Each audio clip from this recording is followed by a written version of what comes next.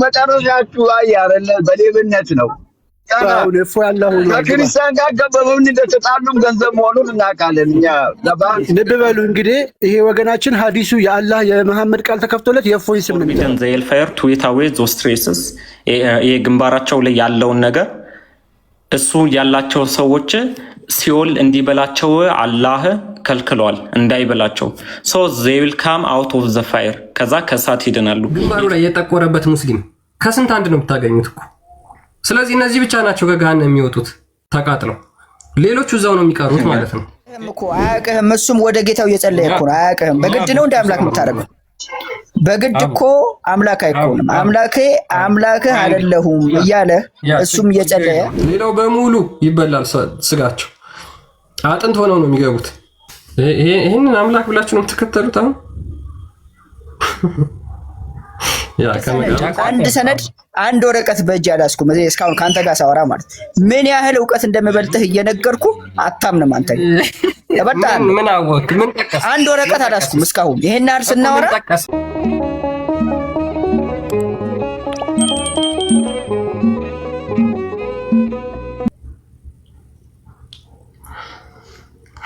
ቃል እና ልጅ ኢያሱ እንኳን ደህና መጣችሁ።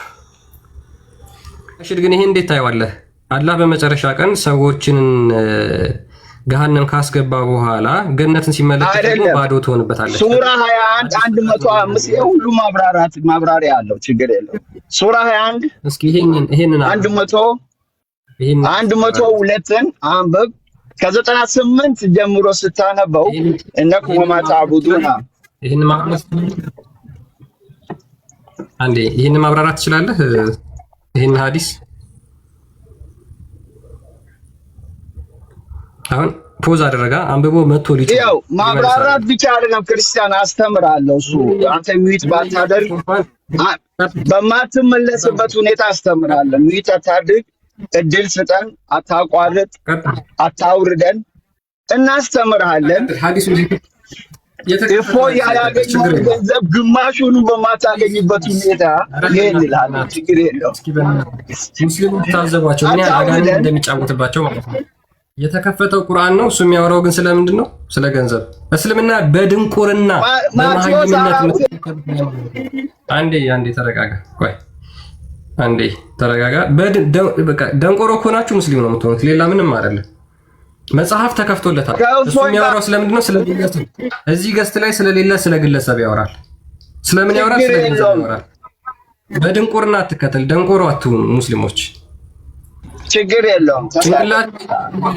እየተከተላችሁ ከተጣላ በኋላ ይታዘባችኋል፣ ሰው ይታዘባችኋል። አንተ ስለ ገንዘብ ታወራለህ። ሐዲስ ተከፍቶ ከፎይ ጋር አስታውስ። በዚህ ልክ ምንድነው መደናለ ገና ታወራለህ። ሐዲሱ ላይ ታወራለህ። ታዘቧቸው ሙስሊሞች ታዘቧቸው። አስተምራለሁ አልኩ። ነጭ ወረቀት አስቀምጠን ትባል እና አስተምራለሁ። ከመጀመሪያው እያነበብክ አስተምራለሁ። ዘንድሮ ግን የእፎይን ስም እንደሚጠሩት የመሐመድና የአላህን ስም እየጠሩ አይደለም። ችግር የለውም። በጣም ብዙ ጊዜ የእፎይን ስም ሳይጠሩ አይሆንም። መጨረሻችሁ እኮ ታውቋል። ታውቋል። አንተም እያንዳንዱ ለምን አታመልኩትም እፎይን? በቃ አሁን እኮ እፎይ እንደ አምላክ እኮ ነው። በቀን ውስጥ አሁን የመሐመድን ስም ከሚጠሩት በላይ የእፎይን ስም ነው የሚጠሩት። ያለሽ አልኩሽ እኮ የእፎይ አሁን ወደ ቶፒኩ ግባ። የእናንተ መጨረሻ ታውቋል። ችግር የለውም። አይ በቃ እሺ፣ ወደ ቶፒኩ ግባ። እንግዲህ ልብ እያላችሁ የመሐመድና የአላህን ስም እየጠሩ አይደለም። በቀን ውስጥ በየገቡበት ቦታ እፎይ በሌለበት ስሙ ሳይጠሩ ውሎ ያድሩ። እናመሰግናለን። አሁን ወደ ቶፒኩ ግባ። መጨረሻችሁ አይያረለ በሌብነት ነው። አሁን እፎይ አላህ ሆኖ ከክርስቲያን ጋር ገበበውን እንደተጣሉም ገንዘብ መሆኑን እናውቃለን እኛ። ልብ በሉ እንግዲህ ይሄ ወገናችን ሐዲሱ የአላህ የመሐመድ ቃል ተከፍቶለት የእፎይን ስም ነው የሚጠራው። ላስተምራችሁ እሺ፣ ኧረ አንብብ እፎይን ፍታው፣ አንብብ መጽሐፈ ላይ ሂድ። እኔ እንጃ። በነገራችን ላይ ሲተኙም እፎይ በህልማቸው የሚመጣ ይመስለኛል። የምር እፎይ እያሉ ነው የሚተኙ ነው ይመስለኝ እኔ። አንተን ሲያባርር ነው የመጣው። እሱ እንኳን ተው፣ አንተን ካባረር በኋላ አልተነጋገር መረጋጋት አይታይብም። አሁን እናስተምራችሁ። አሁን ስለ ሐዲሱ ላይ ቀጥል። እሺ ምንድነው ማለት ባላ ምንድነው ማለት ምንድነው የሚለው አንብብልኝ። አንብበው እያነበብ ቀጥል። እየነዳውን አንብበው ሐሳቡን ልንገርህ። ሐሳቡ ኦኬ አላህ ሰዎችን ገሃነም ውስጥ ጥሎ ከጨረሰ በኋላ እግሩን ይጭንባቸዋል። መሙላትና ለመሙላቱን ቼክ የሚያደርገው በእግሩ ነው። ከዛ በኋላ ቼክ ያደርጋሉ እኮ አይደለም። አንዴ ቆይ ልጨርስና ቼክ የሚል ቦታ የት አለ? እስቲ አምጣሽ። ልጨርስና ትቀጥላለህ። ለምን ትዋሻለህ? እሺ ቃል ያሌለው ቃል አትጨምር። አንዴ እግሩን ከማስገባቱ በፊት እንደሞላና እንዳልሞላ ያውቃል? ኖ ቼክ ለማድረግ የሚለውን አሳይ። ለምን ቀጠፍክ? እግሩን ከማስገባቱ በፊት ያውቃል ወይ እንደሞላና እንዳልሞላ? ኦኬ እግሩን ሳያስገባ ማወቅ አይችልም ነበር? ሞና ቼክ የሚለው ማስገባትን ይቅርታ ጠይቅ። ይሄ እኛ ሙስሊሞች ነን። እኛ ዝም ብለን እንከተላለን። ቼክ የሚለውን ማስገባት ትክክል አይደለም ብለህ መጀመሪያ አለ መጀመሪያ ገሃነም ውስጥ ካስገባቸው በኋላ መሙላትና ለመሙላቱን ማወቅ ይችል ነበር ወይ ብዬ ለጠየቁ አዎ ያውቅ ነበር ካልከኝ፣ እንግዲያውስ ለምን እግሩን ገሃነም ውስጥ አስገባ? ቀጥል። የጠየቁን ሰምተኛል አይደል? የሚለውን ነገርን ማንልኝ የለም ጽሁፍ ውስጥ ማለት ሌሎችም ያነቡታል። ደንቆሮ የደንቆሮ ስብስብ ከነዚህ ጋር እንዴት እንደምንኖር አላውቅም። ክርስቶስን በስመ አብ ወይኔ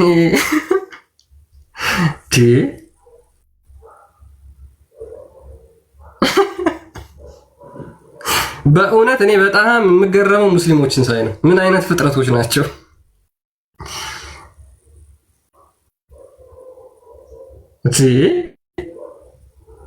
አረ ኮንሴፕት ላይ ሐሳብ ላይ አውሩ። ሐሳብ ይግዛችሁ። የሰው ልጅ የሚገዛው ሐሳብ ነው፣ መደናቆር አይደለም፣ ወይም የቃላት ጨዋታ አይደለም። አርጊውመንት ሎጂክ እኮ ምንም ስለማታውቁ እኮ ነው ሙስሊሞች። ሐሳቡን ብታገኙት የምታነቡትን መጽሐፍ ሐሳቡን ብትረዱት ምን እያልን እንደሆነ በደንብ ይገባችኋል። እናንተ ግን አትረዱትም፣ አይገባችሁ እንዴ? በስመ አብ ቃል ከነዚህ ጋር ነው ማለት አይሰለችም መዳረቅ? ከነዚህ ጋር ነው ስታደርጉ የምትሉት? በጌታ በኢየሱስ ይሄ በምንም የማይወጣ አጋንንት ሰፍሮባቸው። እስኪ እኔ የምሬን ነው የምላችሁ 10 ደቂቃ ውሰዱ፣ 15 ደቂቃ ሐዲሱ ላይ የተከፈተው መረጃ ላይ ማውራት የምትችሉ ከሆነ የምር ሚውትም አላደርጋችሁምም አላስወጣችሁም። የተከፈተው መረጃ ላይ ባክ ኤንድ ፎርዝ እናርግ። እናንተ የተወሰነ አውሩ፣ ከዛ ነው ይቀጥላሉ። እናንተ አውሩ፣ ከዛ ነው ይቀጥላሉ። የተሳሳታችሁት ካለ ታስተካክላችኋለሁ። እኔም የተሳሳትኩት ካለ ታርሙኛላችሁ። ሰው ሊሳሳት ይችላል፣ ችግር የለው። እናንተም እኔም ሊሳሳት እንችላለን። ዳጸ ልሳን ሊኖር ይችላል። ሐሳብ ይግዛችሁ እስኪ። በስመ አብ አሰልቺ፣ የምር አሰልቺዎች ናቸው ሙስሊሞች። ኤኒዌይስ እንመለስና ስለዚህ እነዚህ አዲስ ፍጥረታት ናቸው ገነት የሚገቡት እንጂ ሙስሊሞች አይደሉም። ሙስሊሞች አሁን በቀን 5 ጊዜ የምትሰግዱት ለእናንተ ምንም ጥቅም የለው። ምክንያቱም አዲስ ፍጥረታትን ነው አላህ ፈጥሮ ገነት ውስጥ የሚያስገባው። ኦኬ አዲስ ፍጥረታትን ፈጥሮ ነው እንጂ እናንተን አይደለም የሚያስገባችሁ። የሼክ መሐመድ ዘይኒ አዲሱ መጽሐፍ አለ ኤልናታ ሜቢ ሱራ 1971ን እስኪ ክፈተው።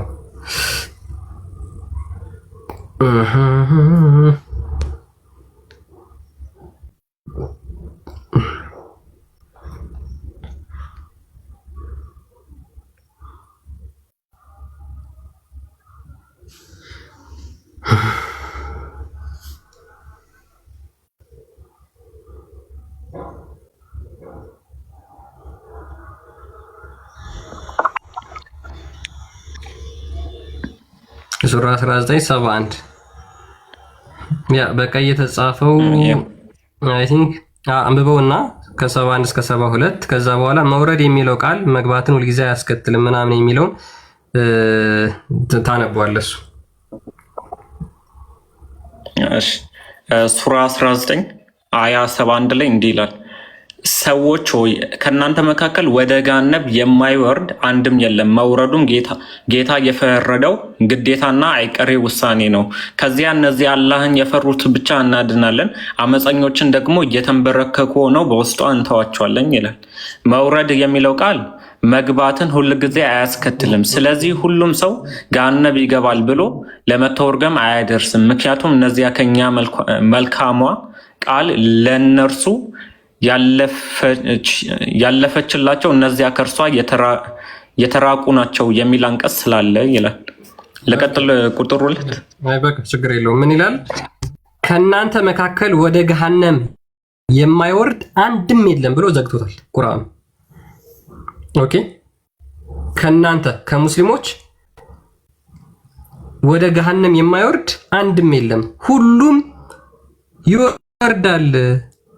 ከዛ ቀጥሎ ምን ያህል መውረዱን ጌታህ የፈረደው ግዴታና አይቀሬ ነው። ገሃነም ነው የምትገቡት ሙስሊሞች። ይሄ ከዛ በኋላ እንወጣለን ምናምን የምትሉትን እሱን ደግሞ አርጊው መደራረግ እንችላለን። ስለዚህ ሙስሊሞች በሙሉ ገሃነም ውስጥ ወራጅ ናቸው፣ ገሃነም ውስጥ ገቢዎች ናቸው። ገሃነም ነው የምትገቧት ሙስሊሞች።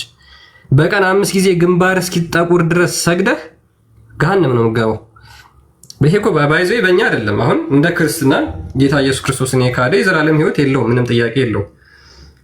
ኦኬ፣ እንደ ክርስትና አስተምሮ አይደለም ገሃነም የምትገቡት እያልኳቸው ያለሁት።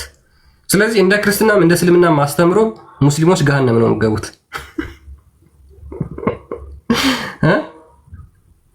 አንዳንዴ እኮ ሁለት ነገር ይዛችሁ የሚያዋጣችሁን የምትከተሉት አላ። ሙስሊሞች ግን ይዛችሁ የያዛችሁት ነገር እንኳን የሚያስገባችሁ ገሃነም ነው እንጂ ዘላለም ሕይወት አይደለም የሚሰጣችሁ። ይሄው እስኪ አሁን ይሄንን ሙስሊሞች ይሄንን ራሱ እንዴት ነው ኢንተርፕሬት የሚያደርጉት? እንደው አይ ወንደር ብሰማቸው ማለት ነው። ገሃነም ገብታችሁ ትቃጠላላችሁ። ግዴታ አላህ የፈረደው አይቀሬ ውሳኔ ነው። ስለዚህ እየተናገረ ያለው ነው and everyone ሁሉም ሙስሊም የገሃነም እሳት ነው፣ ገሃነም ወራጅ ነው።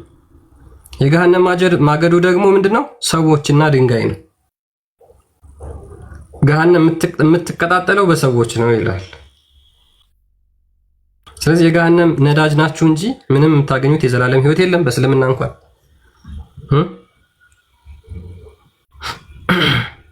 ስለዚህ ባጭሩ ምንድነው እየተናገረ ያለው? እያንዳንዱ ሙስሊም ቢጾም ባይጾም፣ ቢሰግድ ባይሰግድ፣ ዝሙት ቢሰራ ባይሰራ ገሃነም ይወርዳል። ይሄ አላህ የወሰነው ግዴታ ነው። ከዛ ይሄንን አሁን ሉክ ከዛ ቀጥሎ ያለውን ላንብብላችሁ። ከዚያም እነዚህ አላህን የፈሩት ብቻ እናድናለን ይላል።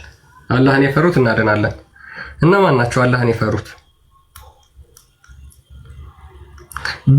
በምን መስፈርት ነው አላህን የፈሩና ያልፈሩ ተብለው ሙስሊሞች ሆነው ወደ ገነት የሚገቡት? አንደኛ። ሁለተኛ ደግሞ ገሃነም ከገቡ በኋላ እንደገና የሚወጡት ለምን ያህል ጊዜ ነው የሚቆዩት ገሃነም ውስጥ? ለነዚህ ሁሉ ለምጠይቋቸው በሙሉ መልስ የላቸውም። ግን ሙስሊሞች እናንተ ሁላችሁም ገሃነም ትገባላችሁ የሚለውን አንቀጽ ብታሳዩቸው አዎ እንገባለን፣ ይሄማ አላህ የፈረደው ግዴታ ነው ይላሉ። ለዛም ነው ምን እዚህ ጋር ሼኩ ሲያብራራ መውረድ የሚለው ቃል መግባትን ሁልጊዜ አያስከትልም ይላል። ኧረ እባክህ አንተ ነህ ያልከው። ባይዘይ ሙሉ ለሙሉ የቁርአንን አንቀጽ ዲና ያደረገው ማለት ነው። ግዴታ አይቀሬ ውሳኔ ነው እያለ ሁልጊዜ አያስከትልም ልትል አትችልም። ሁሌ አያስከትልም ልትል አትችልም። ምክንያቱም ምን ብሏል? አንድም የለም፣ አንድም የሚቀር የለም፣ ሁሉም ገሃነም ገቢ ነው ብሎ ስለሚናገር ማለት ነው። ኔቢ ሀሳብ ካላችሁ መቀጠል ትችላላችሁ እዚህ ላይ።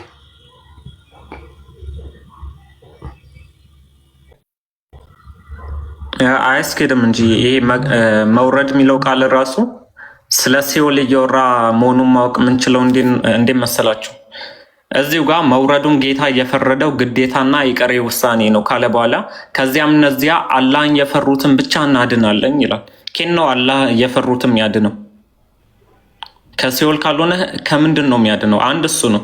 ሁለት ደግሞ አመፀኞችን ደግሞ የተንበረከኩ ሆነው በውስጧ እንተዋቸዋለን። ያመፁትን ይተዋል፣ ያላመፁትን አላህን የፈሩትን ያድናል። ያመፁትን በሲኦል የሚተው ከሆነ እነዚያ ደግሞ አላህን የፈሩት አካላት ሲኦል ነበሩ፣ ከሲኦል ነው ያዳናቸው ማለት ነው። አይ ሲኦል አልነበሩም የሚሉ ከሆነ ደግሞ እነዚህ የተተዉት አካላት ሲኦል አልነበሩም ነው እየተባለ ያለውና አያስኬዳቸውም። መውረድ የሚለው ቃል ውስጥ መግባትን ነው የሚያሳየው። ለምን በውስጧም እንተዋቸዋለን ብሎ ስለ ካዲያን ስለሚያወራ ማለት ነው።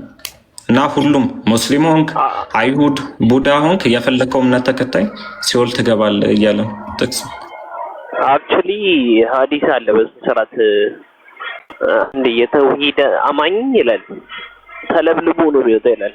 እሳት ተለብልቦ ፍም ከሰል መስሎ ይወጣል ይላል በስራት ተለብልቦ ነው ይወጣ ፍም ከሰል እስከሚመስል ድረስ ነው። ዮኒ ካለ ሐዲሱ ከፈተላቸው። ስለዚህ በግልጽ ምን እያለን ነው ማለት ነው?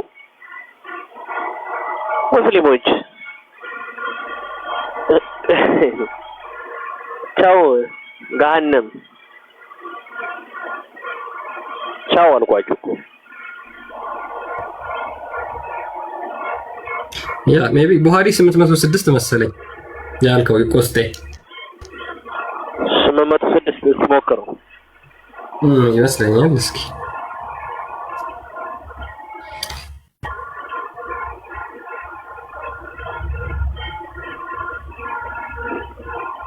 የሆነ እኔ ማስታወስ የነበረው ስንት ነበረ? ምናልባት ተመሳሳይ ሐዲስ እንዳይሆን ቡሃሪ 806 መክፈተው ነው ችግር የለም። እስቲ ክፈት እና ቃልም ይለበለባል እያልከኝ ነው? ጋናም ገብቶ ይሄ ረጅም ነው። አጭር ሐዲስ አለ። ቆይ እኔ ልጣ እንትን በለው። ይሄ ምንድነው? ስኬሌተን የሚል ወርድ ፋይንደር አርክ ኤልናታን ወርድ ፋይንደር አለው ታብህ። ኦኬ ፋይንዲንግ ፔጅ የሚለው ነው። ስኬሌተን ነው። ኦኬ እሺ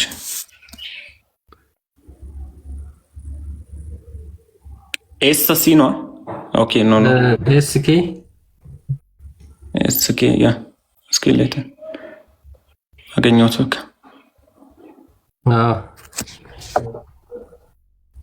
at that time they will come out of the fire as mere skeletons የሚለው ያ ከዛ በፊት the angels will take them out by recognizing them from tracing of prostration የሚለው ጀምረህ አንብብ። ኦኬ the angels will take them out by recognizing them from the traces of prostration ይላል። መላእክቶች ያወጧቸዋል ከምን ከሲኦል ነው የሚሆነው? ከሲኦል ነው ከላይ ሄል እያለ ስለሚያስቀምጥ ከዛ for Allah has forbidden the hellfire to eat away those traces እነዚህን ትሬሶች በአማርኛ የስግደት ምልክት ግንባራቸው ላይ ሙስሊሞቹ የሚጠቁረው ሲሰግዱ ማለት ነው። መላእክቶቹ ከገሃነም የሚያወጧቸው የእሱን መጥቆር እያዩ ነው። እኔ አሁን ጥያቄ ግንባሩ ላይ የጠቆረበት ሙስሊም ከስንት አንድ ነው የምታገኙት እኮ። ስለዚህ እነዚህ ብቻ ናቸው ከገሃነም የሚወጡት ተቃጥለው፣ ሌሎቹ እዛው ነው የሚቀሩት ማለት ነው። ቀጥል።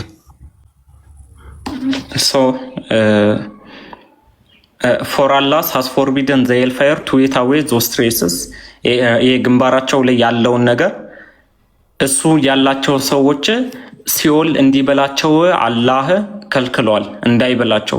so they will come out of the fire ከዛ ከሳት ይድናሉ። it will eat away from the whole of the human body except the marks of the prostration ይሄ የስግደት ምልክት ያለባቸውን እንጂ ሌሎቹን ሲኦል ይበላቸዋል። ምን ሁሉንም ሆል ኦፍ ዘ ውማን ባዲ የሁሉንም ሰውነት ፓርት ማለት ነው። ከዛ አዛት ታይም ዊል ካም አውት ኦፍ ዘ ፋየር አስ ሜር ስኬሌተን ከዛ ደግሞ እንደ አጥምት ሆነው ከሲኦል ይወጣሉ። ዘ ዋተር ኦፍ ላይፍ ዊል ቢ ፑርድ ኦን ዘም ከዛ ደግሞ የህይወት ውሃ በእነርሱ ላይ ይደፋባቸዋል። በቃ ይበቃል። ትርጉሙ ባይዘይ አይ ቲንክ ሚስ ኢንተርፕሬት አድርገዋል መሰለኝ። እዚህ ጋር የሚለው ነው ታውቃለህ። So they will come out of the fire, it will eat away from the whole of the human body except the mark of the prostration. ግንባራቸው ላይ ካለው ምልክት ውጪ ሌላው ሰውነታቸው በሙሉ በገሃነም እሳት ይበላል። ያሃ እንደዛ በገሃነም እሳት የሚበላው ሰውነታቸው በሙሉ በገሃነም እሳት ከተበላ በኋላ የሚቀረው ይሄ ማርክ ኦፍ ፕሮስትሬሽን ወይም ደግሞ ግንባራቸው ላይ ያለው ብቻ ነው። at that time they will come out of the fire as mere skeleton ከዛ በኋላ አጥንት ሆነው ይወጣሉ ሙስሊሞች። ኦኬ ይሄ እንግዲህ አስበው ግንባሩ እስኪጠቁር ሲሰግድ ኖሮ ከዛ በኋላ መጨረሻ ላይ ወደ ገነት ለመግባት የሚወጣው እንዴት ነው ማለት ነው? አጥንቱ ነው የሚወጣው ማለት ነው። ስጋው እንዳለ ተበልቶ ኢማጂን ምን ያህል ዲቮትድ እንደሆኑ አንዴ ላሳያችሁ። እንደውም በእኔ ስኬሌተን ማለት ሙስሊሞች መጨረሻ ላይ ከገሃነም ወጥተው ለዛውም እንትን ያላቸው ማለት ነው። በጣም ሃይሊ ዲቮትድ የሆኑ ሙስሊሞች ወደ ገነት የሚገቡት እንደዚህ ሆነው ነው። ሌላው በሙሉ ይበላል ስጋቸው፣ አጥንት ሆነው ነው የሚገቡት።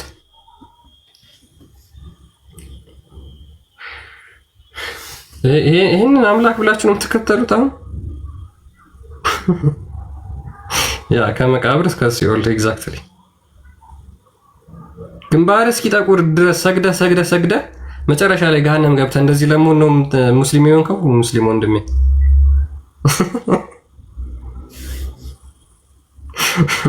ቀላል አይደለም አትሳቁ። ማስረጃ ይላል እንዴ? ናግባ ሐላል ሪከርድ አሁን እያነበብን ያለነው እንትን ነው።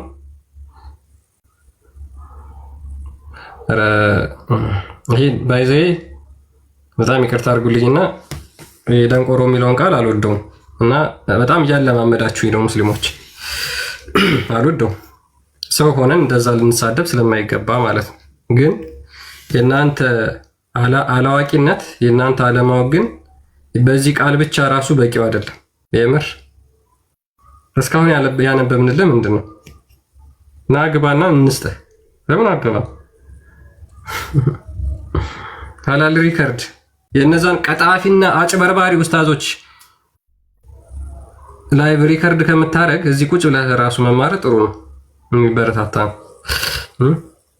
እነዛ ሲዋሹና ሲቀጥፉ የነሱን ሲያቦኩ ይሄን አላስተማሩህም ማለት ይሄንን መቼም አያስተምሩም። ምክንያቱም ከእስልምና እንደምትወጣ ስለሚያውቁ ማለት ነው።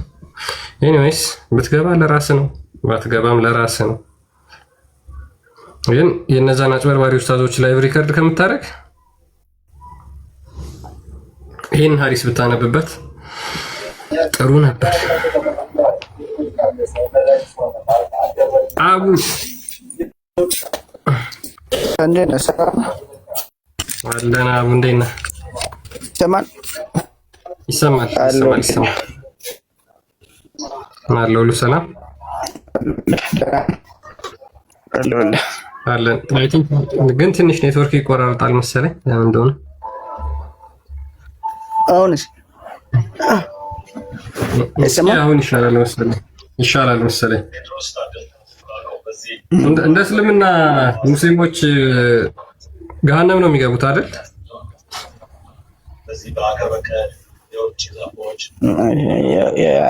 የአንተ ድምፅ ነው የሚሰማኝ።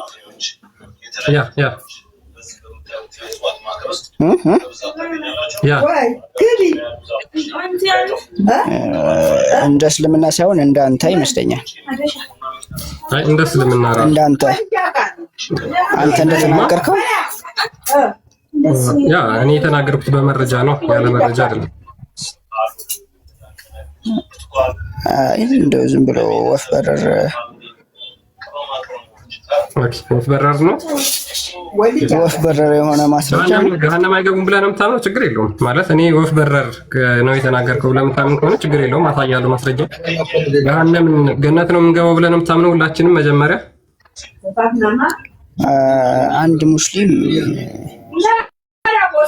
ባጠፋው ልክ ሊቀጣ ይችላል እንጂ ዘላለማዊ ቅጣት አያገኘውም። ዘላለማዊ ቅጣት አያገኘውም። በጣም ጥሩ። አሁን እሱን አብራራልኝ።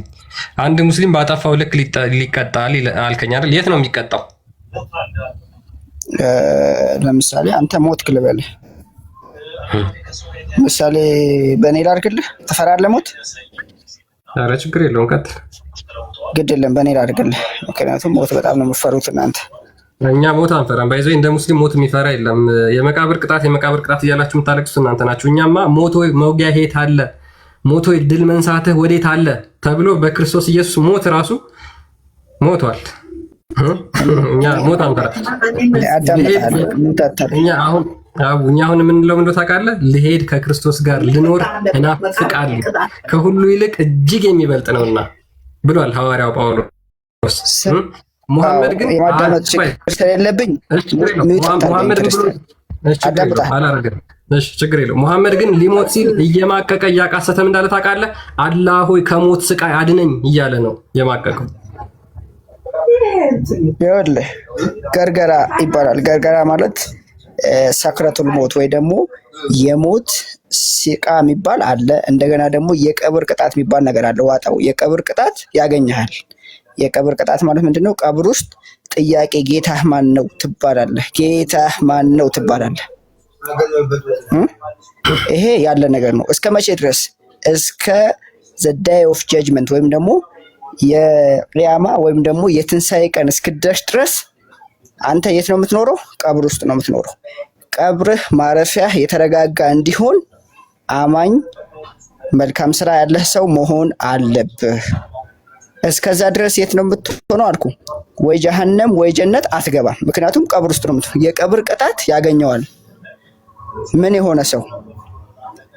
ከሃዲ የሆነ ሰው፣ መጥፎ ስራ የነበረ ሰው የቀብር ቅጣት ያገኘዋል። በጀሃነምና በጀነት ዘላለማዊ ቅጣት እስኪያገኝ ድረስ የቀብር ቅጣት አለ። ይሄ ምንም የሚካድ ነገር አይደለም። እንስሳቶችም ምኖችም በሪሰርች የተረጋገጠ ነው እንጂ ተረት አይደለም።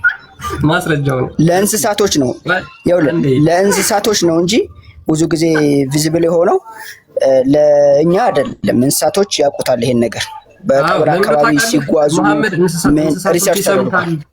እንስሳቶች ይሰሙታል ያለው የቀብር ቅጣት ሙሐመድ ለምን እንደሆነ ታውቃለህ? እንስሳቶችን ስለማጠይቃቸው ነው። እጽዋቶችና እንስሳቶች ይሰማሉ አለ። እነሱን አጠይቃቸውም እኮ። አሁን አንድ በሬ ለምሳሌ አንድ በሬ የሆነ ሰው በመቃብር ቅጣት ሲቀጣ ቢሰማ ያ በሬ እንደሰማና እንዳልሰማ ማወቅ ትችላለህ? አችልም። ስለዛ ሙሐመድ እንደዚህ አይነት ተረት ሲናገር ማስረጃ እንዳይጠየቅ ከጂኒዎችና ከሰዎች የተደበቀ ነው አለ።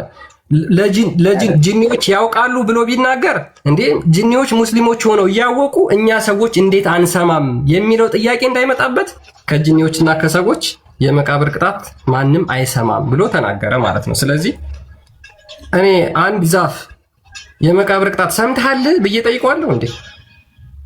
ይሄ ማስረጃ ብለህ ነበር ባይዘይ ማስረጃውን እንደማታመጣ ስለማቅ ነው ያላስጨነቅም። ችግር የለውም ግን እሺ፣ እስከ ቂያማ ቀን በመቃብር ውስጥ ከሆነ የምትቀጡት ስለዚህ የምትቀጡት ሳይሆን ይኸውልህ መቀጣት ሳይሆን ይኸውልህ የምትቀጣም ይሁን የተረጋጋ ህይወት ይኑርህ እስከ ዴይ ኦፍ ጃጅመንት ወይም ደግሞ እስከ ትንሣኤ ቀን ድረስ በቀብር ውስጥ ያለ ህይወት ያንተን ማንነት መሰረት ያደረገ ነው። ፈጣሪ አንደኛ ነጥብ ያዝ። ፈጣሪ ፍጹም ፍትሃዊ ነው። ፍጹም ፍትሃዊ ማለት ያየም የተመኘውን ያንተን ተረት ያፈርሰዋል። የገደለም ሊገድል ያሰበ የሚለው ያንተን ተረት ያፈርሰዋል። ተመልከት፣ ፍጹም ፍትሃዊ ነው። ፍጹም ፍትሃዊ ነው ፈጣሪ። ተመልከት፣ ፍጹም ፍትሃዊ። ይሄንን ያዝ። መጀመሪያ ወደ እንመጣለን፣ ግን መጀመሪያ ስትናገር ከምን አንጻር እንደሆነ ታውቃለህ? አንዴ አቡ አሁን ለምሳሌ እኔ ስለ ቀብር ቅጣቱ ብናወራ በጣም ደስ ይለኝ ነበር። ለዛ ነው ዝም ብዬ ያዳመጥኩ። ችግር የለውም እሱ ላይ የተወሰነ እንበልበትና በመቃብር ውስጥ ነው የምንቀጣው እስከ ቂያማ ቀን ድረስ አይደለ ያልከኝ? እኔ ፍትሐዊነቱን እንመጣለን፣ ችግር የለም። ፍትሐዊ እንደሆነ አሳያለሁ። አላህ አቡ እስከ ቂያማ ቀን የምትቀጡት ቀጥል እየሰማሁ። ኦኬ፣ እስከ ቂያማ ቀን የምትቀጡት ቀጥል እየሰማሁ። እሺ፣ እስከ ቂያማ ቀን የምትቀጡት መቃብር ውስጥ ነው አይደለ? ከዛ በኋላ ነው ገሃነም የምትገቡት። ይኸውልህ አሳጥሬ ልንገርህ። ምናልባት ስለ ራስህ እምነት ማታውቅ ከሆነ አሳጥሬ ልንገርህ። ችግር የለም። ስለዚህ እስከ ቂያማ ቀን ድረስ መቃብር ውስጥ በጀሃነምና በጀነት ልንገርህ፣ በገሃነምና በሲኦል፣ በገነትና ምንድን ነው የሚባለው ስሙ ኤዶም ገነት፣ ብቻ 4 አይነት አለ እናንተ ጋር። እኛ ጋር ደግሞ ይለያል። በዚህ ጉዳይ ላይ አስተምህሮታችንም ጽንሰ ሀሳባችንም ይለያያል። እንደናንተ አይደለም። አስረግጬ የምነግርህ እንደናንተ አይደለም። እንደማይገናኝ ያውቃሉ። የኛ የክርስትና አስተምህሮ የነቢያትና የሐዋርያት ነው። የኛ አስተምህሮ የነቢያትና የሐዋርያት ነው። የመቃብር ቅጣት አለ ብሎ ያስተማረ አንድ ሐዋርያ ወይ አንድ ነብይ ማምጣት ትችላለህ? ይሄ አሁን ለምሳሌ አንተ ደግሞ ይሄ ጂኒ ምናምን የምትለው ምናልባት አንተ ማታውቀው ይችላል። መርጌታ ብጠይቀው ይሻለ ነው ስለ ጂኒና ስለ አማኞችና አማኞች ያልሆኑት እሱንም ጠይቀው። ስለሚሻል ጠይቀው። መጽሐፍ ቅዱስ ነው የምከተለው እኔ መሪ ጌታ አይደለም። እኔ ስለ መሪ ጌታ ለምን ጠይቀኛለህ? እኔ አንድ መሪ ጌታ ስለ ጂኒ ያወራ ሐዲስ አንብቦ ሊሆን ይችላል ስለ ጂኒ የሚያወራው፣ ቁርአን አንብቦ ሊሆን ይችላል አንድ መሪ ጌታ ስለ ጂኒ የሚያወራው። መጽሐፍ ቅዱስ አንብቦ እስካላወራ የግርማ ሞገስ ለጳጳሱ የግርማ ሞገስ ሲደግምለት ነው የሚያውቀው። ቶት ስለ ግለሰብና ስለ ተረት እኔ ባይዘው ያልናገረም አልሰድባችሁም። ሙስሊሞች የፈለጋችሁትን ሀቅ ነው እንጂ ለመከላከል አይደለም። ሀቅ ነው። ይሄን ዋጠው። በውስጣችሁ ምን አይነት መርዝ እንዳለ ስለምናውቅ እኔ ችግር የለውም። ኤኒዌይስ ግን እስከ ቂያማ ቀን ይሄ እውነት ነው። ይሄ መርዝ ምናምን እስከ ቂያማ ቀን ድረስ የሚቀጣው ውሸት ከሆነ ውሸት ነው በል። እስከ ቂያማ ቀን ድረስ የሚቀጣው ምናችሁ ነው ማለት ምንድን ነው ደግሞ ጥያቄ? እስከ ቂያማ ቀን ድረስ መቃብር ውስጥ ትቀጣላችሁ አይደለ? ምን አይነት ቅጣት ነው የምትቀጡት? ምን አይነት ቅጣት ነው ማለት ምንድን ነው? ቅጣቱ ምንድን ነው? ነገርኩህ እኮ እስከ ቂያማ ቀን ድረስ አንተ የምትቀመጥበት ቦታ እንደ ስራህ ነው፣ ወይ ደግሞ የአንተ ቆይታ ሲቹዌሽን አንቲል ዘ ዳይ ኦፍ ጀጅመንት ያለው ሲቹዌሽን ያንተ ያለህ ነገር ነው ያለህ ነገር። ምክንያቱም ያኔ ዋና ዘላለማዊ ውሳኔ እስከ መወሰኑ ድረስ ያለው ነገር ያንተ ማንነት ማለቴ ስራህ ነው። ከስራህ ባለፈ ደግሞ የፈጣሪ ምህረትም እንዳለ ሆኖ ሰዎች የሚያደርጉት ጸሎትም እንዳለ ሆኖ የሰራኸው መልካም ስራም እንዳለ ሆኖ እስከዛ ድረስ ያለው ነገር ምንድነው? አጣብቂኝም ሊሆን ይችላል፣ ኮምፎርትም ሊሆን ይችላል ነው። ገባኝ። እሱ ገባኝ። ምንድነው የምትቀጡት? መቃብር ውስጥ ነው። እኔ እዚህ ጋር ጥያቄ አለ ለአቡ። ለምሳሌ ሰላቴን እየሰገርኩ ጥሩ ሙእሚን ሆኜ የሽንት ጠብታ ልብስ ነካው ተብሎ በመቃብር ውስጥ በመዶሻ እቀጠቀጣለሁ?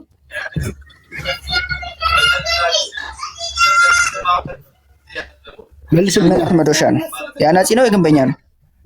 መዶሻ ናጺ ነው የግንበኛ ነው? እንግዲህ መራጃ ይመስለኛል ሐዲሱ እንደሚለው ነው የጠየቁ ይመስልሃል? ትቀጠቀጣለህ ይለኛል። በመዶሻ ትቀጠቀጣለህ ይለኛል። እሱ እኮ በምንም ተባልክ አላየህማ ታምናለህ። በምንም ተባልክ አላየህም ማመን ሳይሆን በሽንቴ ምክንያት እቀጠቀጣለሁ። ሽንትህን ልብስ ነካው ተብዬ እቀጠቀጣለሁ ወይስ አልቀጠቀጥም? ተቀጠቀጥኩም አልተቀጠቅኩም አምናለሁ። ከቀብር በኋላ ላለው ቅጣት ምን አይነት ቅጣት ይሁን ዝርዝሩ ምንም አያደርግልኝ። በዚህ ምክንያት ተቀጣሁ፣ ሰው ገድዬ ተቀጣሁ፣ ተቀጠቀጥኩ ምን አልኩኝ? በሽንት ምክንያት ትቀበላለህ። በሽንት ምክንያት ሽንትህን ልብስ ነካው ተብሎ በመዶሻ ትቀጠቀጣለህ። ሰው ገደልክ ተብሎ በመዶሻ ትቀጠቀጣለህ። በምንም ምክንያት ይሁን በምንም ምክንያት ይሁን ትቀጣለህ ከተባልኩኝ አዎ እቀጣለሁ። ጥያቄ ጥያቄ መረዳት የመልስ ግማሽ ነው። አቡ ምንድነው ጥያቄያችን? እየገባ አይደለም። እኔ በመዶሻ ትቀጣለህ ነው የሚለው። በመዶሻ ትቀጠቀጣለህ፣ በጆሮ ውስጥ እየተመታ ትቀጣለህ ነው የሚለው ሐዲሱ። እኔ ችግር የለውም እሱ ላይ ሳይሆን እንደዛ የምትቀጣ ከሆነ እስከ ቂያማ ቀን ድረስ ስጋ አይበሰብስም ማለት ነው።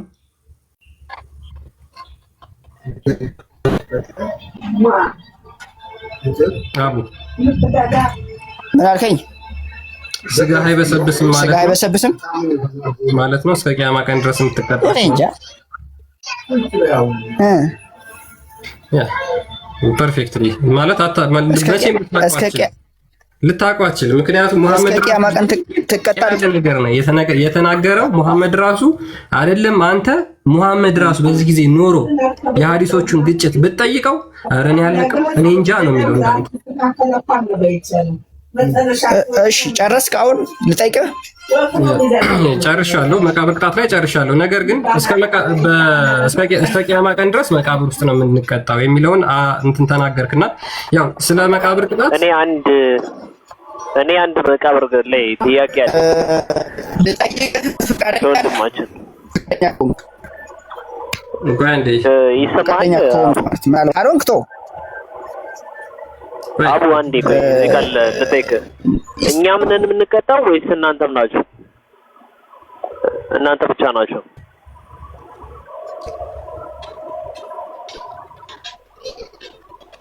አቡ ይሰማል? ከቀብር ቅጣት የሚያመልጥ የለም። ምን አልከኝ? ቅጣት የሚያመልጥ የለም። ኔትወርክ እየተቆራረጠ ነው። በቃ ቀጥል ክርስቲያን። ያ ኔትወርኩ ጥሩ አይደለም። አይሰማም? አቡ አይሰማም? ጠየቅ እችላለሁ? አንዴ ሮናልዶ አንዴ ተረጋጋ። አይሰማም? ቆይ አቡ ይሰማሃል? አሁን ትሰማለህ? አሁን አይሰማም? እሺ አሁን ልመልስለት እታች ላለው። አዎ ከቀብር ቅጣት የሚያመልጥ ሰው የለም። ሙስሊም፣ ክርስቲያን፣ አይሁድ ምናምን ስለሆነ አይደለም የሚያመልጥ የለም። እንደዛ ብሎ ያስተማረ ነብይ ልጠይቅህ ፈቃደኛ ነህ? ልጠይቅህ ፈቃደኛ ነህ? ትጠይቃለህ? አንዴ ነጥባችን ላይ እንምጣና ከመሐመድ ውጪ ይሄ የመቃብር ቅጣት የሚባል አለ ብሎ ያስተማረ ነብይ አለ ወይስ እስከ መሐመድ ጊዜ የነበሩ ሰዎች? እሱን እኔ መዛግብቶችን አላየሁም።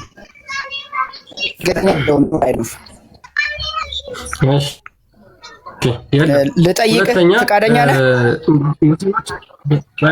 አንዴ ጥያቄ ቀኑ ሙሉ እዛ ሲቀበሉ ስለዋሉ ይሄ ጥያቄ አትጠየቅም እንዴ? እዚህ ቤት ቀኑ ሙሉ እኮ መጨረሻ አካባቢ ነው ትጠይቃለህ፣ ግን መጨረሻ አካባቢ ትጠይቃለህ። ሙስሊሞች አንዴ ቆይ እሺ፣ ዘጋ ትጠይቃለህ። መጨረሻ አካባቢ ትጠይቃለህ። ልዘጋ ስል ትጠይቃለህ። ቆይ አንዴ። ስለዚህ ሁላችሁም ወደ ገሃነም ከገባችሁ በኋላ ትገባላችሁ አይደል? መጀመሪያ እሱን ታምናለህ አንተ? አዎ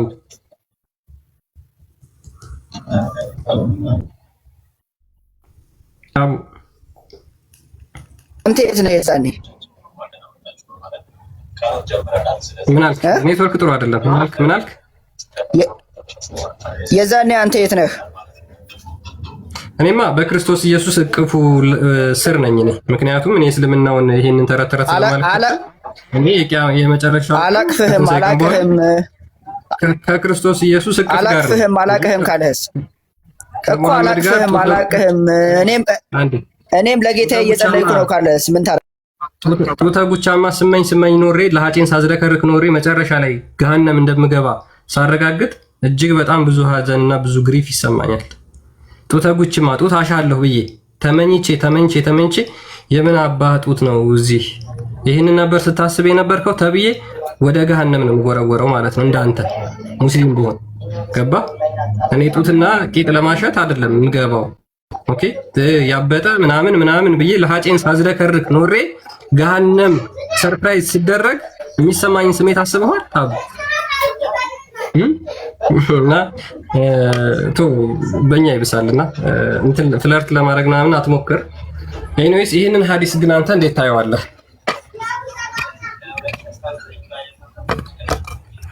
ይህን ሀዲስ እንዴት ታየዋለህ? ከእናንተ ወደ እሷ ወራጅ እንጂ አንድም የለም፣ መውረዱ ጌታ የፈረደው ግዴታ ነው ይላል። ከዚያም እነዚያ የተጠነቀቁትን እናድናለን፣ አመፀኞችንም የተንበረከኩ ሆነው በውስጧ እንተዋቸዋለን ብሎ ይናገራል። ወደ ገሃነም ይወርዳሉ ብለህ ታምናለህ አንተ? አመፀኞቹ እንዳንተ አይነቱ ደግሞ እዛው እንደሚቀሩ ነው። አየኸው አይደል? ቦታህን አየኸው በደንብ። ለማንኛውም ጠመህ ከቀረህ ማለት ነው እኮ። ግን ስንገባ ግን አብረን ነው የምንገባው አይደል? ጠመህ ከቀረህ እያልኩ እኮ ነው። ጠመህ ከቀረህ አሁን አንተ በዚህ ጠማማነትህ ለቪው እና ኪስን ለመብላት ብለህ ከቀረህ ቦታህን በደንብ ይኸው አመቻች። ቪአይፒ እያዘላህ ስንገባ አብረን ነው የምንገባው አይደል?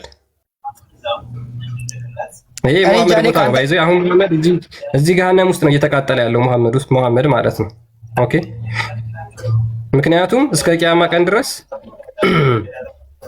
ገነት ዝግ ጡተ ጉቻማ። አሁን ይሄ ሙሐመድ እንትን እያለ ነው እንዴ?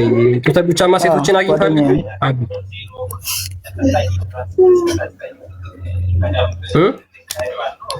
ይሰማላ። ኤኒዌይስ በጣም እየቆየህ ነው እያወራህ ያለኸው። ቦታህን አየኸው ወይ ነው ካልኩ፣ ይሄ የሙሐመድ ቦታ ነው። የሙሐመድና ጭንቅላት ባት የሚያመልኩ አካላት፣ ጭንቅላት የሌለው ባት የሚያመልኩ አካላት የሚገቡበት የዘላለም ቦታቸው ይሄ ነው። አቡ እኛማ ከክርስቶስ ኢየሱስ ስር ነው። አያውቅህም እኮ አያውቅህም። እሱም ወደ ጌታው እየጸለየ እኮ ነው። አያውቅህም። በግድ ነው እንደ አምላክ የምታደርገው። በግድ እኮ አምላክ አይኮንም።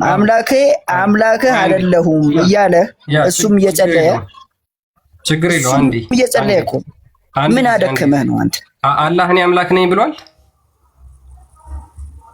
በደንብ እስኪ የትኛው ቦታ ላይ ነው አላህ ተገልጦ እኔ አምላክ ነኝ ብሎ የተናገረው? ተገልጦ ደግሞ ምንድን ነው? ለማን ነው ትንፍሽ ብሎ የተናገረው? አላህ አምላክ ነኝ ብሎ የተናገረው ለማን ነው? ለሙሴ። ማስረጃ ስጠኝ እስኪ። ጉሽ ጎበዝ እኮ ነው አንተ።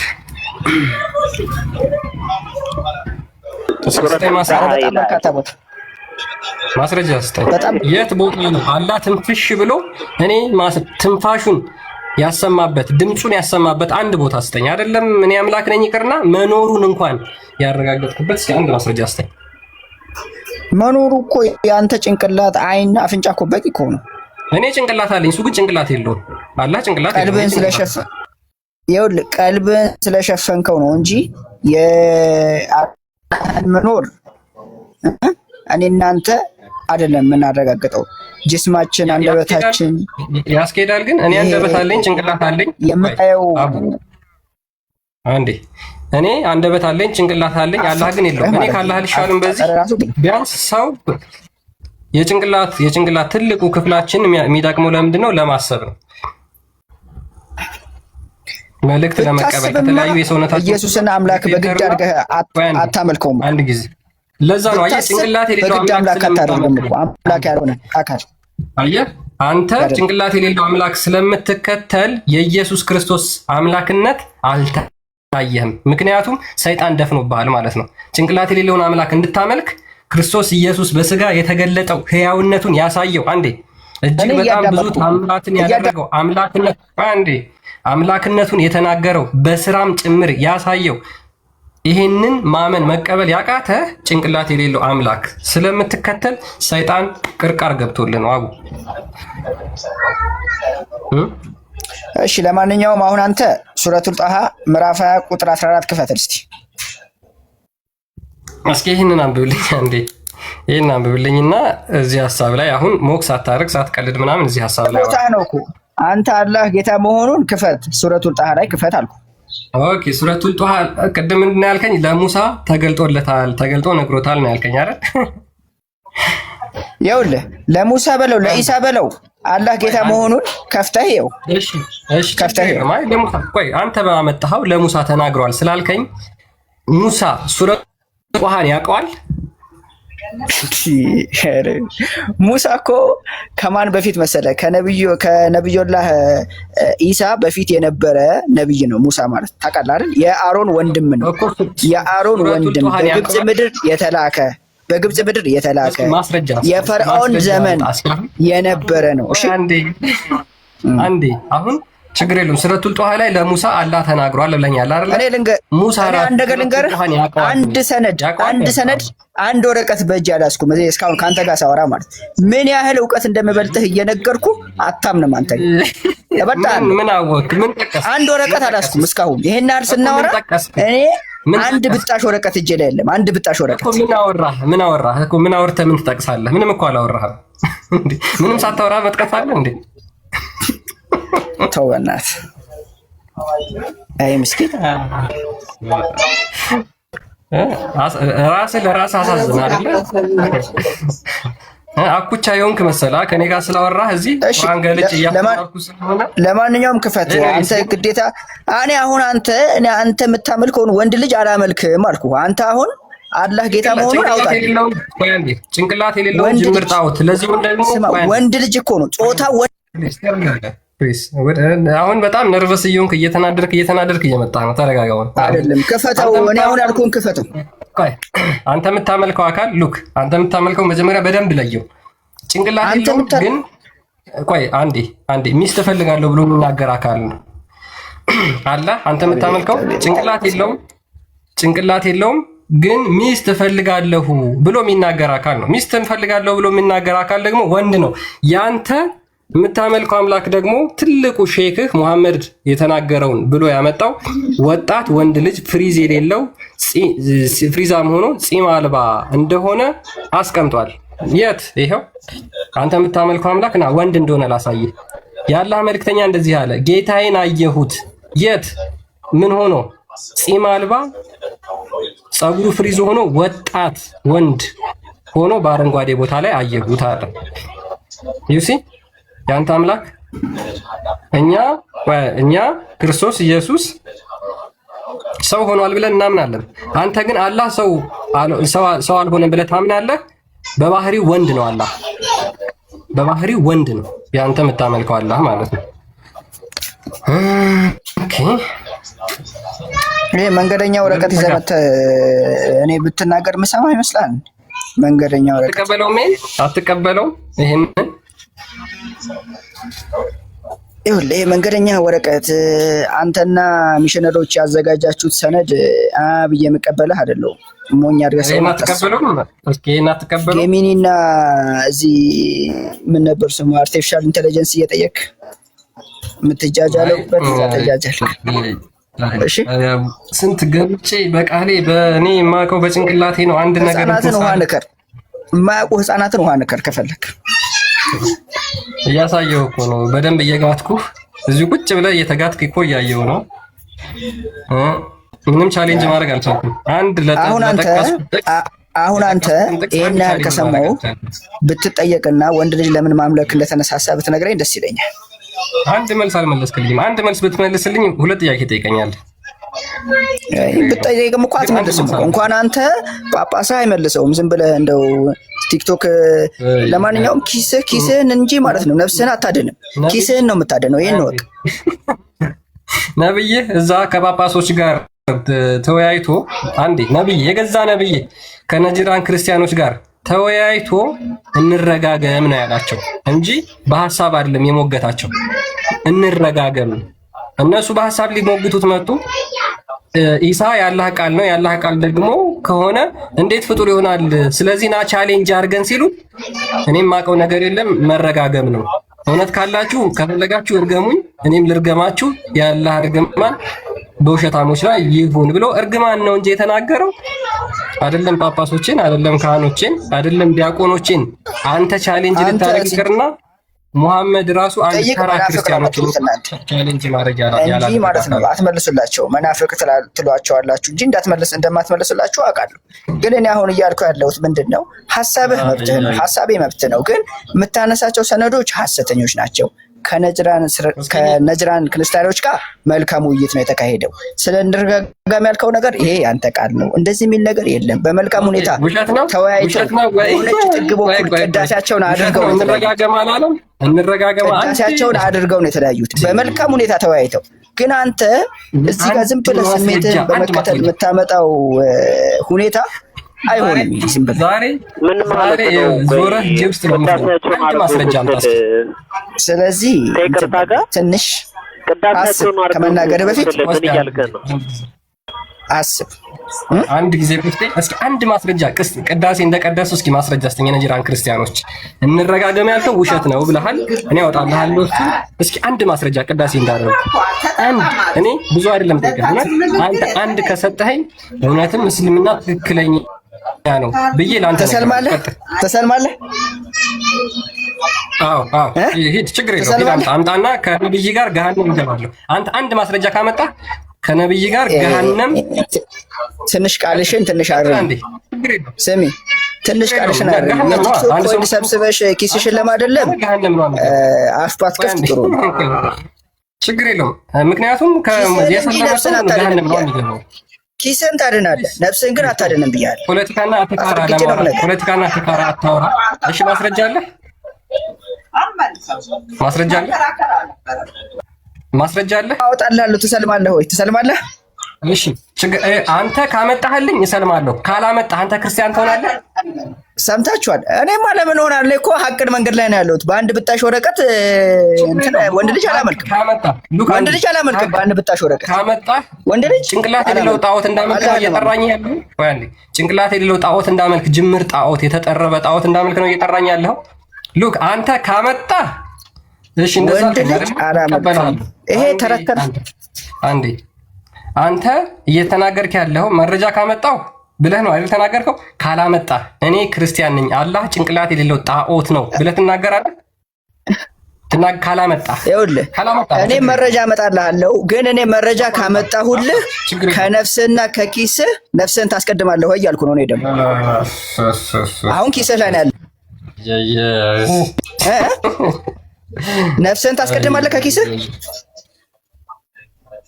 አቡ የተናገርኩት ግልጽ ነው። እኔ ደግሞ አሁን አንተ ለኪስህ እየተሯሯጥክ ነው እና ለነፍስህ ትሯሯጣለህ ወይ ማስረጃ ካመጣሁልህ እያልኩ ነው። እኔ እንደ መሐመድ ለማኝ አልነበርኩም። እኔ እንደ መሐመድ ለማኝ አይደለሁም። ሚውት አታርገኝ፣ እየሰማሁ ነው። እኔን ከማናገራችሁ በፊት ገንዘብ አምጡ፣ ነብዩን ከማነጋገራችሁ በፊት ምጽዋት አስቀድሙ ብሎ ሲለምን የነበረው መሐመድ ነው። ዘለ መሐመድ ስለዚህ እኔ እንደ መሐመድ ለማኝ አይደል እንዴ? ሲያስጠላ በእናትህ መሐመድ ስማ። ኢየሱስ እኮ በልመና እንጀራ ነው፣ በልመና እንጀራ ልመና እንጀራ ነው። ካፖይዛ ብር እየዘረፋችሁ አይደል እንዴ? እናውራ እንዴ? ብር ሲዘርፍ ካፖይዛ ተረጋጉ። አንዴ መሐመድ የዘረፈውማ መሐመድ ነው። ና እሱንም ላሳይ። ወደ ራሱ ቲክቶክ እየላከ ሌባ ይሄው ገና ሌብነት ከጦር ዘረፋዎች ይጠይቁሃል። የዘረፋ ገንዘቦች የአላህና የመልእክተኛው ናቸው። የዘረፋ ገንዘብ ዘራፊ አላህና መሐመድ እንጂ እኔ ክርስቲያን አይደለሁም። ኦኬ እንደዛ ነው የሚለው አውዱን እንደዛ ነው ተረጋው። አንተ ይሄ ምርኮ ነው። ከምርኮ የተገኘ ግን ማለት ነው። ልንገርህ አንተ ዳውንሎድ ያደርጉባችኋል። እናንተ ደግሞ እዚህ ቃል ላይ ታጓራላችሁ። የምርኮ ገንዘብ ነው ከሚል ልንገርህ፣ ከኪስህ ነፍስህን ካስቀደምክ ትሰልማለህ። ሁልህም ማለት ነው እዚህ ውስጥ ያለው ከኪስህ ከሆድህ ይሄ ማህበር እያልክ ሆድህን ከመሙላት ከሆድህ ካስቀደምክ ትሰልማለህ። እርግጠኛ ነኝ። ሆድህን ካስቀደምክ መሐመድ ነው። ይኸው ለመዝረፍ እንኳን ሄዶ ጥርሱ ተሸርፎለት የመጣው መሐመድ ነው። በነገር ከኪስህና ከነፍስህ ሚውት አታርገኝ። ነፍስህን አስቀድም። ከኪስህ ከሆድህ ነፍስህን አስቀድም፣ ትድናለህ። ይኸውልህ መዳን ከፈለክ ኧረ ተረጋጋ ፕሊስ። ምንድን ነው ቸግሮሃል እንዴ? ቸግሮሃል? እንርዳህ። ቸግሮሃል አቡ። እስኪ አንዳንድ አበባ ስጡት ላቡ። ጋይስ ላቡ አንዳንድ አበባ ስጡት። ቸግሮታል በጣም። እስኪ ቅዱሳን ዛሬ ምንድን ነው ቀኑ? ማርያም ነች። አዎ የምር እኮ እኔ አላልኳችሁም? አንዳንድ አበባ ይኸው እኔ ጀምራለሁ። እስኪ 100 አበባ ስጡት። ኧረ ተው አንተ ልጅ እንዴ ያላችሁ አንዳንድ አበባ ስጡት። የምር ኧረ ተው አንተ ልጅ ተው። ነፍስን አስቀድም ነው ያልኩት። እረፉ እናንተ። አልፈልግም እንደዚህ ነገር። እየሰጡ ነው። አሁን ዳቦ ትበላለህ ከዚህ ስትወጣ። እኔ ነፍስህን አስቀድም ነው ያልኩት እንጂ ስለ ራስህ ነው እንጂ ስለ እኔ አይደለም። እኔማ አልሐምዱሊላህ ድኛለሁ። እኔ እኮ እስልምና ላይ ነው ያለው። ስላንተ ደጋግም አሁን ኪስህ ምናምን ነፍስህ የምትለው እኔ ያው እያንዳንዱ ስናገር በማስረጃ ነው። አሁን ቅድም ለምሳሌ ምን ብለህ ተናግረሃል? ምን ብለህ ተናግረሃል መሰለ? ሙሐመድ እንረጋገም አላለም አልክ። ለምን ትዋሻለህ? አሁን እሱን ዋሽተሃል። እስኪ ዋሽቻለሁ በል እስኪ አንተ ሙስሊም እውነተኛ ማለት እስልምና ውሸት እንደሆነ እናምናለን፣ ግን እስኪ ምናልባት ሙስሊሞች አንዳንዴ እውነተኞች ሊሆኑ ይችላሉ። እስኪ አንተ እኔ እውነተኛ ነኝ ብለህ የምታምን ከሆነ ተሳስቻለሁ በል።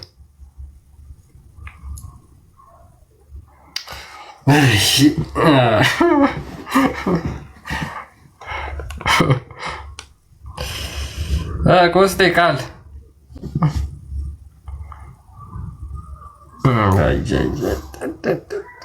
እንደሚሻላችሁ ሰላም ብያለሁ። እንዴት ናችሁ? ወይ ልጅ እያሱ ኮስቴ ዴቭ ሁሉ ሰላም ነው? አማን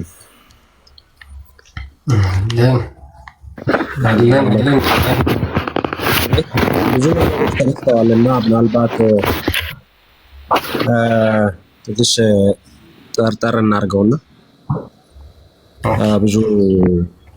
ብዙ ሀሳቦችን ለማንሳት ተሞክረዋል። ግን ያው ከዛ ሳይድ የሚመጣው መልስ ምንም አጥጋቢ አይደለምና ሙስሊሞች እስቲ ኃጢአት ባሰሩ አላህ ምንድን ነው የሚያደርጋችሁ? ይሄንን የሚያውቅ ሙስሊም ካለ ገብቶ የሚመልስልን አሪፍ ነው። ኃጢአት ባሰሩ ንጹህ ሆናችሁ እውነት አምላካችሁ ቅዱስ ነው፣ ቅዱሳንን ይወዳል ወይስ እናንተ ቅዱስ ስትሆኑ አላህ ምንድን ነው የሚያደርጋችሁ? ይሄ መጀመሪያ ክርስቲያን እንደገባ የጠየቀው ጥያቄ ነውና ሺፍት ሳታረጉ ቶፒክ እነዚህን ነገሮች ችግር የለውም ብዙም አናልፋችሁ፣ ጀስት መረጃ ምናምንም አንላችሁ፣ ብቻ ግቡና እስቲ የተወሰነ ተፈተፈ በሉ። ምክንያቱም እናንተ ኃጢአትን ባሰሩ ምንድን ነው የሚፈጠረው የሚለውን ነገር የተወሰነ በመረጃ ብናይ መልካም ነው ብዬ ስላሰብኩኝ ነው። ሙስሊሞች ምንድን ነው የሚደረጉት ኃጢአት ካልሰሩ? አላህ ምንድን ነው የሚያደርጋቸው? እውነት ጀነትን ይሰጣቸዋል? ምንም ኃጢአትን ካልሰሩ ጀነት ይሰጣቸዋል አላህ ወይስ ምንድን ነው የሚያደርጋቸው? አላህ ቅዱስ ነው፣ ቅዱሳንን ይወዳል በባህሪው። አላህ ራሱ ቅድስና ይስማማዋል? ቅድስና የሚስማማው አካል ነው አላህ የተባለው አካል ቅድስና የሚስማማው ቅዱሳንን የሚወድ ርስት ካለው እውነት አላህ ርስት ካለው ቅዱሳንን ያወርሳል ወይ? ስለዚህ ይሄንን የሚችል አብዱሊት ተፍ በሉ ግቡና፣ ኦኬ ይሄን ተስፋችሁን እስቲ አንድ ሙስሊም አሁን በእርግጥ አልበደልኩም ብሎ አያምንም፣ ችግር የለውም ሰንበዲ አልበደለም ብለን እናስብና አላህ ምንድን ነው የሚያደርገው? ያንን ሰው ምንድን ነው የሚያደርገው? ነብዩ ምን ሲል ነበረ? ስለነዚህ አይነት ሰዎች ነብዩ ምን ሲል ነበረ? ብዙ ሐዲሳቶች አሉ በዚህ ሳይድ የተዘገቡ። የዚህ ላይ ሐሳብ መስጠት ብችሉም አሪፍ ነው ጨምራችሁ። ቴንክ ዩ ጋይስ።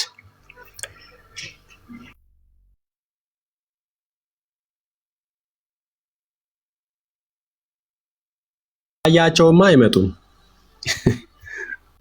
ቆርጣቸውን ነግራቸው ግደላቸው። አበባ እንሰጣቸዋለን። ለካ የለኝም። ግቡ። ለማንኛውም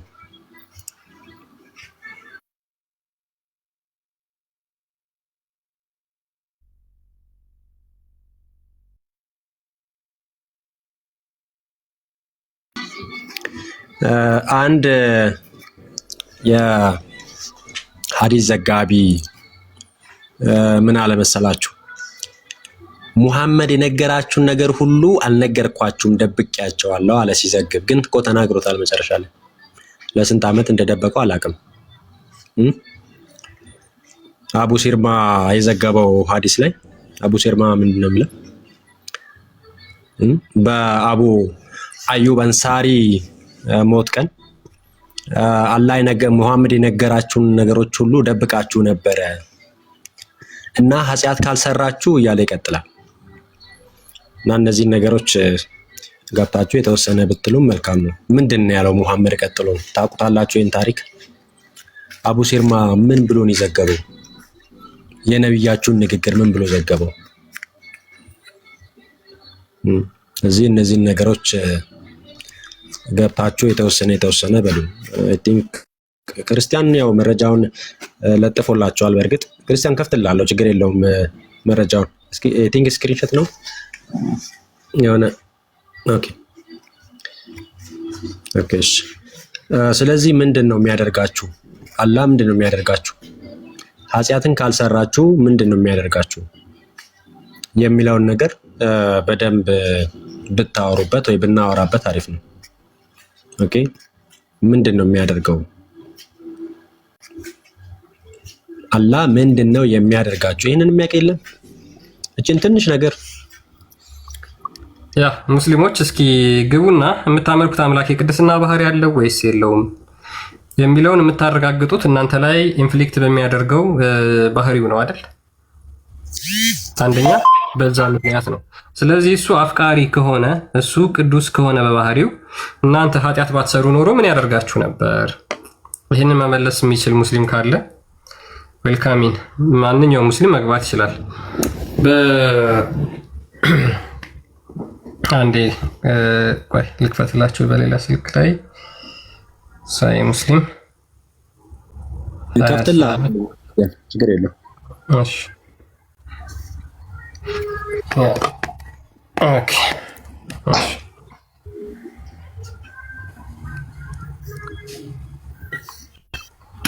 ማን ተገልጦ ማን ይቀራል? ምልክተልህ ማን ተገልጦ ማን ይቀራል ትላለህ? ሳይ ሙስሊም 2748 ቢ እሺ ሳይ ሙስሊም 2748 ቢ እንደዚህ ይነበባል።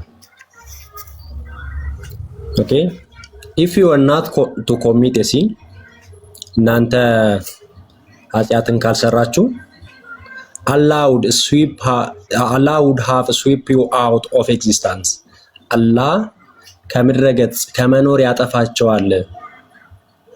would have replaced you by another people በሌላ ሰውም ይተካቸዋል። ማጥፋት ብቻ አይደለም ሪፕሌስ ያደርጋቸዋል።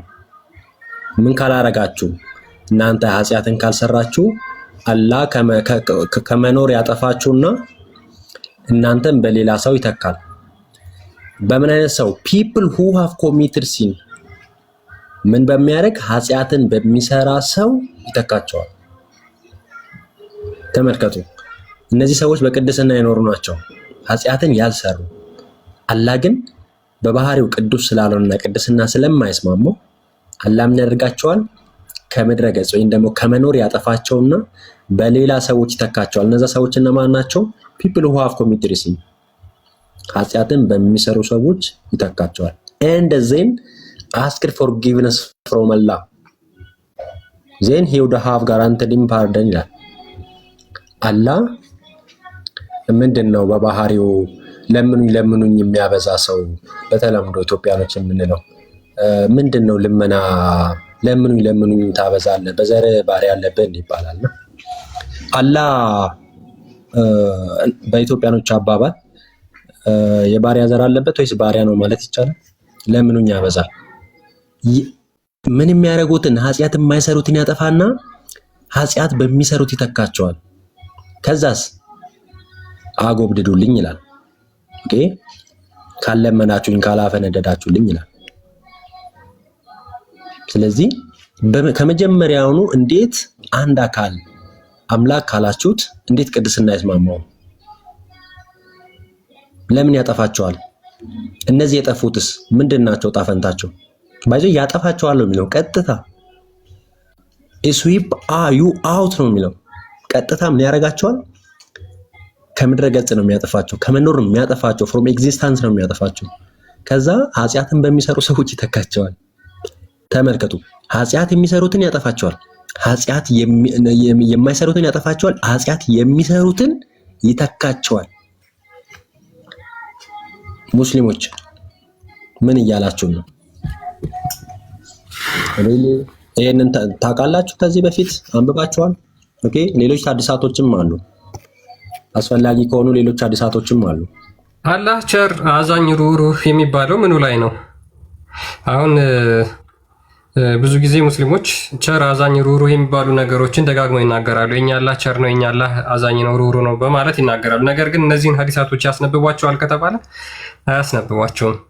ምክንያቱም ብዙ ጥያቄዎችን የሚፈጠር ስለሆነ ማለት ነው። ቅድስና አንደኛ ጴጥሮስ ምዕራፍ 1 ቁጥር 15 ላይ ያወጣልኝ ሜቢ የምትችል ከሆነ መጽሐፍ ቅዱስ ላይ አንደኛ ጴጥሮስ ምዕራፍ 1 ቁጥር 15 ማለት ከመጽሐፍ ቅዱስ አንጻር የእስልምና አስተምሮ ምን አይነት አጋንንታዊ እንደሆነ በዛው እንድትረዱ ስለፈለኩ ነው። የእስልምና አስተምሮ ምን አይነት አጋንንታዊ እንደሆነ ትረዳላችሁ። ምክንያቱም ቅዱሳን ሆነው እንዲኖሩ የተቀደሱ ሆነው እንዲኖሩ እንጂ በዛው ቅድስናቸውን እንዲቀጥሉ በዛው መልካም የማድረግ የቅድስና ህይወታቸው እንዲቀጥሉ ፈጣሪ ያበረታታል እንጂ እንዴ አንተ ለምንድን ነው ኃጢአት ያልሰራው ብሎ የሚያጠፋ አይደለም። እንደዛ ከሆነ ሰዎች እንዲጠፉ የሚፈልገው አጋንንት ብቻ ነው። ሰዎች እንዲጠፉ የሚፈልገው ሰይጣን ነው። ስለዚህ የምታመልኩት አካል የሰይጣን ባህሪን የተጋራ የሰይጣን ባህሪን ፖሰስ ያደረገ አካል ነው ማለት ነው። ይሄ ደግሞ ገነት አያስገባችሁም። አንደኛ ጴጥሮስ ምዕራፍ 3 ቁጥር 15 ላይ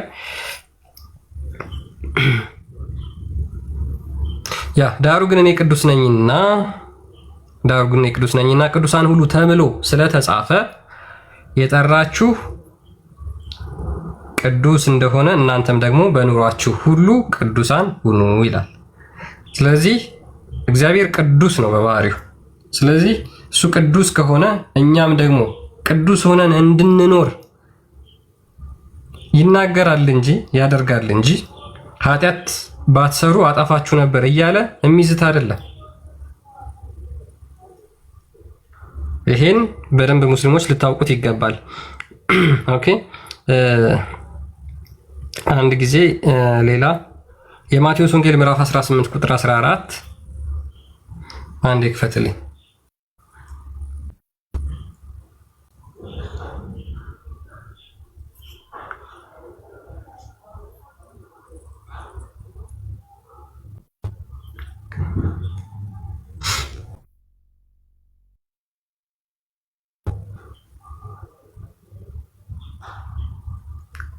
ማቴዎስ ምዕራፍ 18 ቁጥር 14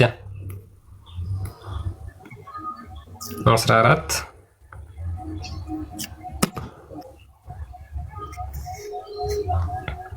እሺ እንደውም ከቁጥር 11 ነው ምናምን ጀምሮ ከፍ ብለህ አንብበው። እግዚአብሔር ምን ያህል ፍቅር እንደሆነ ማለት ነው። ምን ያህል የኛን መጥፋት እንደማይፈልግ አይደለም ብዙዎችን ይቅርና አንድ ሰው እንኳን እንዲጠፋ የእግዚአብሔር ፈቃድ አለመሆኑን ይናገራል። እና ለዛም ነው አንድ ልጁን ጌታችን ኢየሱስ ክርስቶስን የላከልን ማለት ነው። ቁጥር 11 ጀምሮ ምን ብሎ ይናገራል? የሰው ልጅ የጠፋውን ለማዳን መጥቷል አለ። ሲጀመር እግዚአብሔር አምላክ ሰዎች ሲጠፉ ይፈልጋል እንጂ ካልጠፋችሁ እያለ የሚማጸን አይደለም። ልክ እንደ ሙስሊሞች አላህ ኃጢአት ባትሰሩ ኖሮ አጠፋችሁ ነበር እያለ የሚዝት አይደለም። እንደዛ እያለ የሚዝት አይደለም። ምክንያቱም እሱ የቅድስና ባህሪ ስላለው ማለት ነው። በባህሪው ቅዱስ ስለሆነ ምን ይላል? የሰው ልጅ የጠፋውን ለማዳን መጥቷል።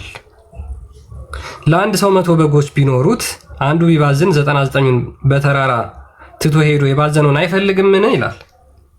አይደለም ይቅርና እንደው 100 በጎች ኖሯችሁ ወይም ደግሞ 100 በጎች ኖሯችሁ እነዛ በጎች ኃጢአት ካልሰሩ ወይም ደግሞ የሚል አምላክ አይደለም እግዚአብሔር። እንዴት ኃጢአት አትሰሩም ብሎ 100ንም የሚቀጣ ኃጢአት የሚያሰራ አምላክ አይደለም፣ ልክ እንዳለ ማለት ነው። ስለዚህ እዚህ ጋር እየተናገረ ያለው ምንድነው? አንድ ሰው 100 በጎች ቢኖሩት ከነዛ ከ100ዎቹ ደግሞ 99ኙ ጻድቃን ሆነው አንዱ እንኳን ኃጢአት ቢሰራ እግዚአብሔር አምላክ ያንን ለማዳን ምህረቱን ያደርጋል እንጂ እነዛን 99ኙን ለምንድን ነው እንደዛ እንዳንዱ ኃጢአት የማትሰሩት ብሎ እንትን የሚል አምላክ አይደለም። ከዛ ቁጥር 13 ላይ ቢያገኘውም እውነት እላችኋለሁ ካልባዘኑት ከ99ኙ ይልቅ በእርሱ ደስ ይለዋል ይላል። ይሲ የእግዚአብሔርን ቅድስና እንደዚሁ ከነዚህ ከታናናሾቹ አንዱ እንዲጠፋ በሰማያት ያለው አባታችሁ ፈቃድ አይደለም። አሁን ከቅድሙ ሐዲስ ጋር ስታነጻጽሩት ምን ያህል አጋንንት እንደሚያመልኩ ሙስሊሞችን መመልከት ትችላላችሁ። ምን ያህል አጋንንት እንደሚያመልኩ ሱራ 50:30 አንብብልኝ እስኪ አንዴ።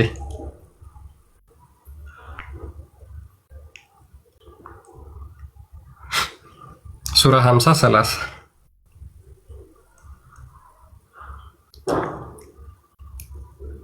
የእኛን አምላክ የእግዚአብሔርን ቅድስና አይደለም ሰዎች በሙሉ ሊጠፉ ይቅርና አንድ ሰው እንኳን ጠፍቶ በምን ያህል ርኅራኄና ቸርነት ፍቅር እንደሚፈልግ ይናገራል። የሙስሊሞቹ አላህ ግን ከገሃነም ጋር ነው። ግብግቡ ከገሃነም ጋር ነው። ግብግቡ ፍቅር የያዘው ሰዎችን ገሃነም ለወርውሮ ለመጣል እንጂ የዘላለም ሕይወት ለመስጠት አይደለም። ለገሃነም ሞላሽን የምንልበትና ጭማሪ አለን የምትባልበትን ቀን አስጠንቀቃቸው ይላል። ገነትን አይደለም ሞላሽን እያለ የሚጠይቀው ገሃነምን ነው። ሞላሽ አልሞላሽም፣ አልሞላውም፣ ይጨምራል። አላህ ገሃነምን ይጠይቃል። ሞላሽ አልሞላሽም፣ አልሞላውም፣ ይጨምራል።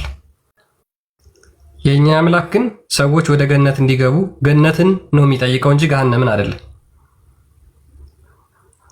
እንደውም በእናንተ በሚገባችሁ ቋንቋ እንኳን እናወራ ከተባለ ማለት ነው ሙስሊሞች። ስለዚህ ግብግቡ አላህ ከምን ጋር ነው? ከገሃነም ጋር እንጂ ከገነት ጋር አይደለም። ከገነት ጋር አይደለም። ይሄ ደግሞ ትክክለኛ እውነተኛ የፍቅር አምላክ ነው ልንል በፍጹም አንችልም ማለት ነው። መጽሐፍ ቅዱስ ላይ አንድ ሁለት ጥቅስ እንይና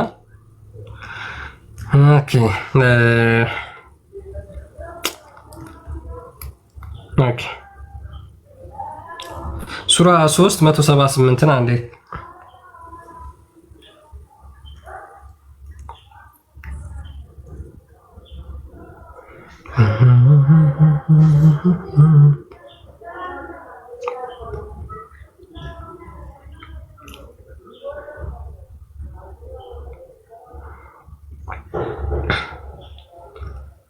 ሱራ 3:178 ምን ይላል መሰላችሁ?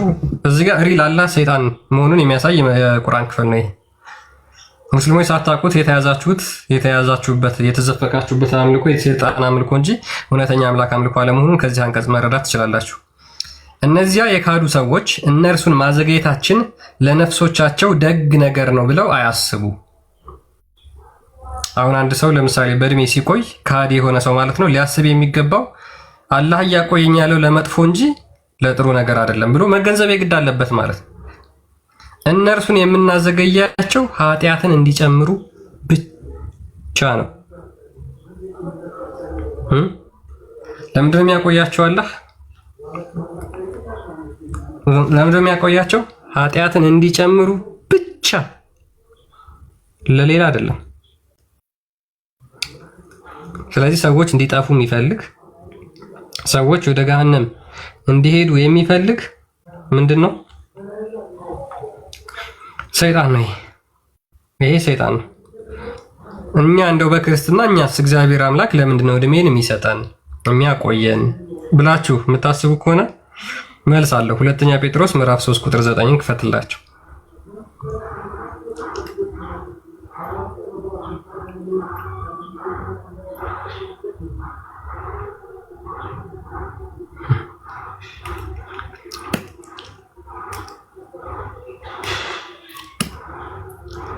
እሺ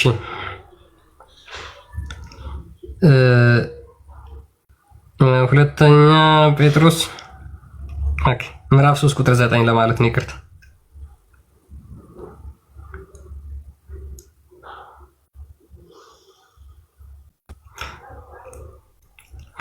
ለአንዳንዶች የሚዘገይ እንደሚመስላቸው ጌታ እግዚአብሔር ስለ ተስፋ ቃሉ አይዘገይም፣ ነገር ግን ሁሉ ወደ ንስሐ እንዲደርሱ እንጂ ማንም እንዳይጠፋ ወዶ ስለ እናንተ ይታገሳል ይላል።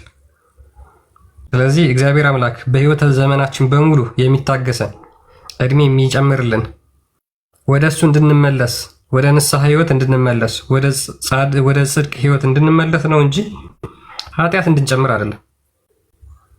ፓራላል የቁርአን ማውጣት የምችል ከሆነ ካልሆነም ግን ችግር የለው ማለት እንደው ፓራላል ራሱ ብታዩት በጣም ነው የሚገርማችሁ።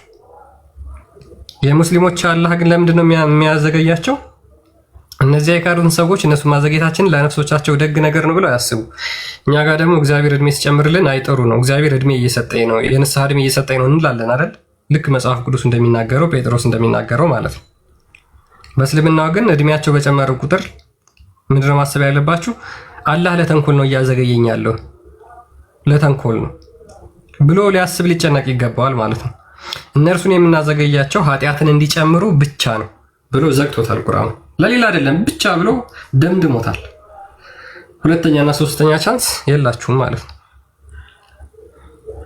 ስለዚህ የምታመልኩትን ዛሬ ምረጡ ሙስሊሞች። ለዛሬ በቃናል። ሻርፕ 11 ሰዓት እንጨርስ። ሁላችሁንም ቴንኪው።